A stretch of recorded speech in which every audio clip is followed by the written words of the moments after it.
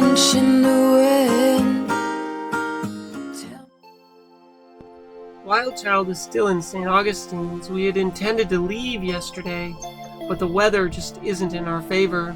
So we're still safely on a mooring ball at St. Augustine's. We gotta go soon. So it's Friday, December 21st. WildChild is still in Florida in St. Augustine's, and we're looking to make a jump down to Cape Canaveral. So if you remember from the legend, that's like 50 knots of wind, and this purple is 40 knots of wind. 50 knots of wind, 40 knots of wind. WildChild never goes out in 40 knots of wind because that's very dangerous. So if we look at windy, that was, the timestamp on that was 2 a.m. last night. Kind of had strong winds around. We'll watch the animation, and when you see here, Saturday, Sunday, that's when WildChild wants to leave. So this is showing tonight, tomorrow morning, tomorrow at noon, tomorrow evening, Sunday morning, Sunday noon, Sunday evening. So we're hoping to make the jump from St. Augustine down to Cape Canaveral. You can see that the Nasty is going to move out.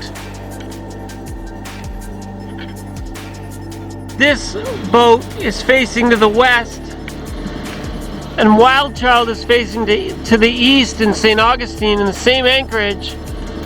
So with WildChild's fin keel, she's doing this crazy swirl around her anchor ball.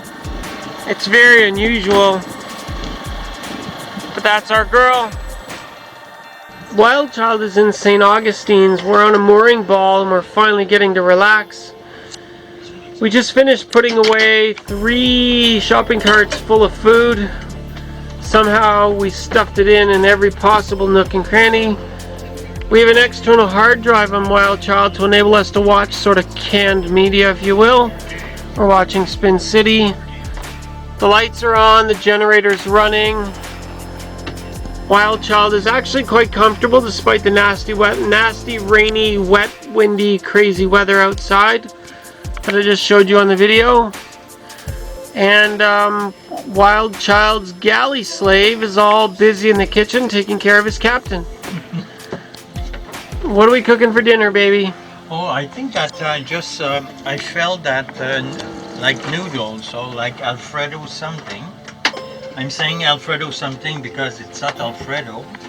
I'm using shrimp and I'm making a nice creamy sauce. So there you go, shrimp. So it's a shrimpy Alfredo.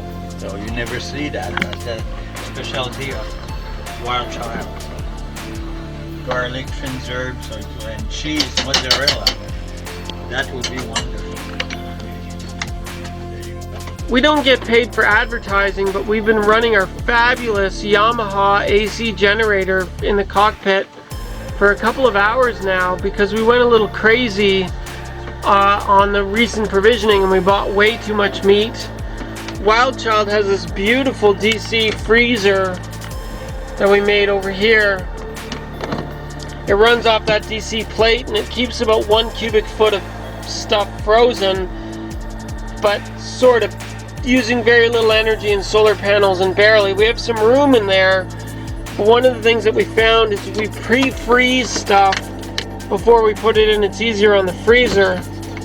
So WildChild, because it was made by an engineer and Lexi's a genius, has the DC plates for DC refrigeration, but we kept the AC refrigeration in the cooling box. So by running the generator, we're able to run the AC refrigeration, and we're trying to pre-freeze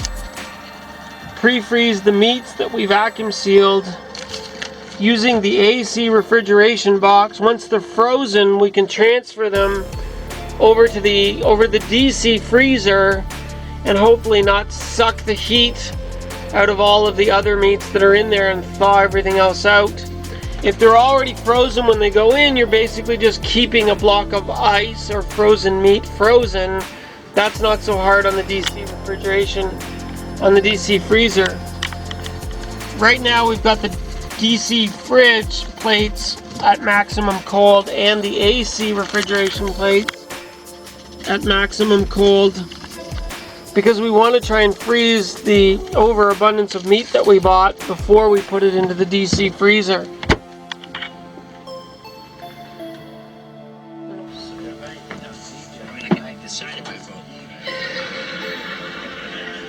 Lexi is sitting around and enjoying a glass of wine.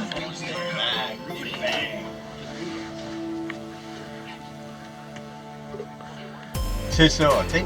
Dans le fond, ça te donne un bon aperçu de... And Michelle is in the bedroom having a conversation with his brother. Ça te donne un aperçu de... As the night wore on, we watched the barometric pressure plummet as the nasty weather moved in.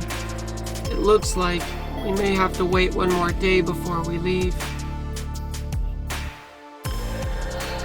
So this is Saturday morning at 7 a.m. and WildChild wants to leave on the backside of these fronts. As you can see, there's sort of the narrow band of only 20 knots of wind, but I'm always nervous heading out on the backside of nasty weather because if it's delayed leaving the shore, you can get pounded.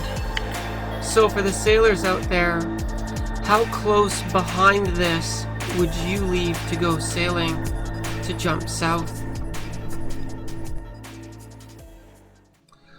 The hard-earned wisdom that we have learned is that you really should put your dinghy up on the front deck if you're going into the ocean in conditions that could be nasty, because having it flung around on the davits is just too much pressure. It's too much force on the davits, so the safest place for it is on the front deck. So it's Friday and we're leaving tomorrow morning, which is Saturday, to make our way to Cape Canaveral. One of the lessons we've learned, as you saw in a previous video, is put the dinghy on the deck. It's just safer that way. So one of the things we do is we put the kayak underneath the dinghy and then just secure the whole thing together to the deck.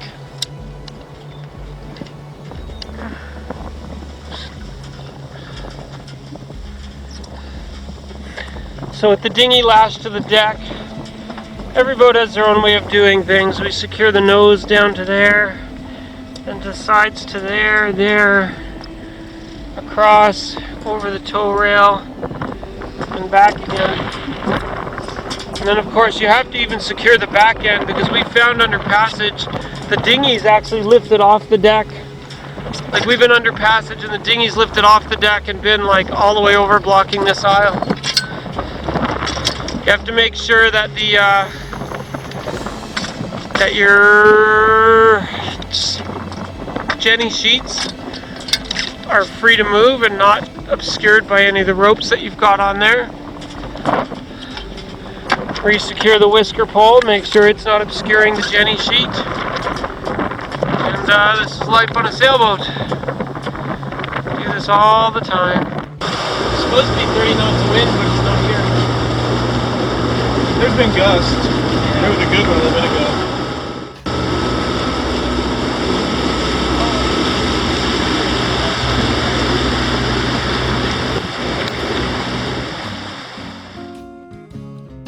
Since we were trapped in St. Augustine's for an extra unplanned day, we took the shuttle service to get back to the marina to go to shore. We had heard that in town there was a great used chandlery store that we might be able to pick up parts. I had a little project in the back of my mind. We've been having problems with our furling line pulling itself out of the clam cleat under the heavy loads. So I had an idea. If I could change the angle that the furling line enters the clam cleat by bringing it closer to the midline, it would secure better. And this brilliant little solution has been working great for me for the last 8 months. After a productive day, night falls. Tomorrow morning, we go sailing.